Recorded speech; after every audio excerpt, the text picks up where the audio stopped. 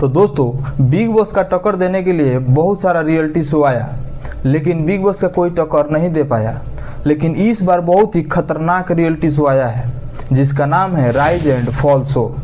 दोस्तों ये शो केवल बिग बॉस का टक्कर नहीं बल्कि बिग बॉस के साथ साथ सलमान खान का भी टक्कर देने के लिए सुनील ग्लोर पीछे पड़ गए हैं। तो दोस्तों वही पावर स्टार पवन सिंह जो बिग बॉस जैसे रियलिटी शो में जाने से इनकार कर दिए थे और बोले थे कि नहीं भाई हमको बिग बॉस जैसे रियलिटी शो में नहीं जाना है। हम जाए वो बरस का नहीं का बोली कभी मुंह से नीमन निकलो कभी निकलो कभी दमते उठ गई चाहे कुछ भी उठ गई चाहे नीमन बार कुछ मुंह से निकलिए गई।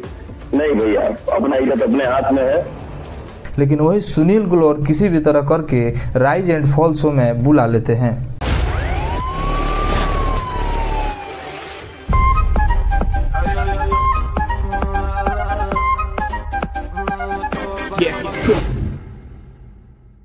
पवन सिंह हूं बेटा, मूड बनने में थोड़ा टाइम लगता है।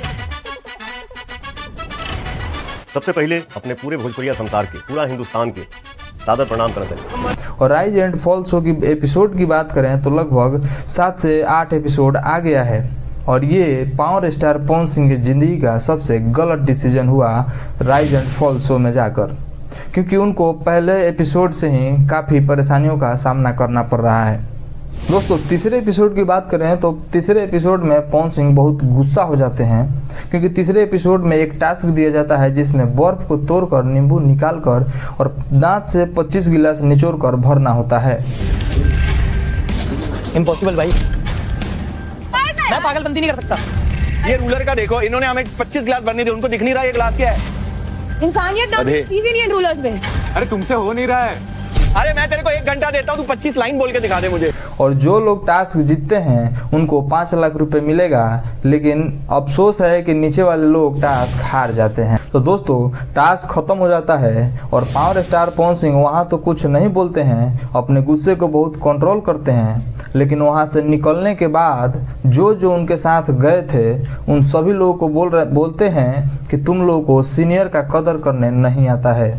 मैं नहीं बोलता हूँ इसका मतलब ये नहीं कि तुम लोग हमारे सर पे चढ़ जाओ। बैठने जा रहे हैं उस टाइम थोड़ा सा कुर्सी पे कौन कहाँ बैठेगा, मैं तो बोल उसमें सीनियरिटी जूनियरिटी थोड़ा दिखना चाहिए। हाँ, सही बात। मैं साइड में था, मुझे बहुत बेकार लग रहा था, मुझे लग रहा था मैं कब उठ के जाऊँ।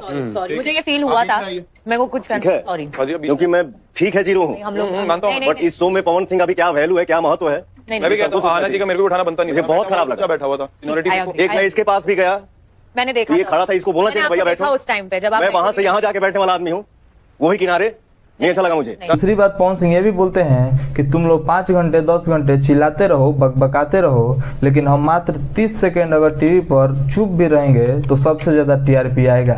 क्योंकि ये हकीकत है, ये मैं कोई गुस्से में नहीं बोल रहा हूँ, क्योंकि मैं इतना कमाया हूँ और ऑडियंस मुझे इतना प्यार करते हैं और मुझे पावर स्टार पवन सिंह ऐसे ही नहीं कहते हैं लोग, इतना मेहनत किया हूँ। मैं अपने आप पे आऊँ ना तो 1 मिनट में सब नहीं बोलता है आदमी, चुप रहता है। तुम 5 घंटा चिल्लाओगे ना और 30 सेकंड चुप रह के भी पवन सिंह टीवी पे दिखेगा ना तो TRP 30 सेकंड का ही ज्यादा आएगा। ये मेरा घमंड नहीं बोल रहा है, मैं उतना मेहनत किया हूँ और मुझे ऑडियंस मुझे प्यार कर। दोस्तों जितना भी पावर स्टार पवन सिंह बोले हैं वो बिल्कुल हकीकत है, क्योंकि पावर स्टार पवन सिंह की वजह से ही राइज एंड फॉल शो को ज़्यादा TRP मिल रहा है और भोजपुरी ऑडियंस भी पावर स्टार पवन सिंह को देखने के लिए ही शो देखते हैं। जिस दिन पावर स्टार पवन सिंह गुस्से से राइज एंड फॉल शो से निकल जाते हैं तो समझ जाइएगा कि जितना नुकसान पावर स्टार पवन सिंह को नहीं होगा उससे कई गुना ज़्यादा नुकसान सुनील ग्लोर को झेलना पड़ेगा, क्योंकि ये हकीकत है, क्योंकि पावर स्टार पवन सिंह की वजह से ही राइज एंड फॉल शो को TRP मिल रहा है। तो दोस्तों वीडियो किसी पे ख़त्म करते हैं, और अगर आप लोग पावर स्टार पवन सिंह के चाहने वाले हैं और राइज एंड फॉल शो को देखने वाले हैं तो मेरे चैनल को सब्सक्राइब और फॉलो कर लीजिए, ताकि ऐसा अपडेट आप तक हमेशा पहुंचाते रहेंगे। मिलेंगे अगले एपिसोड में, तब तक थैंक यू, धन्यवाद।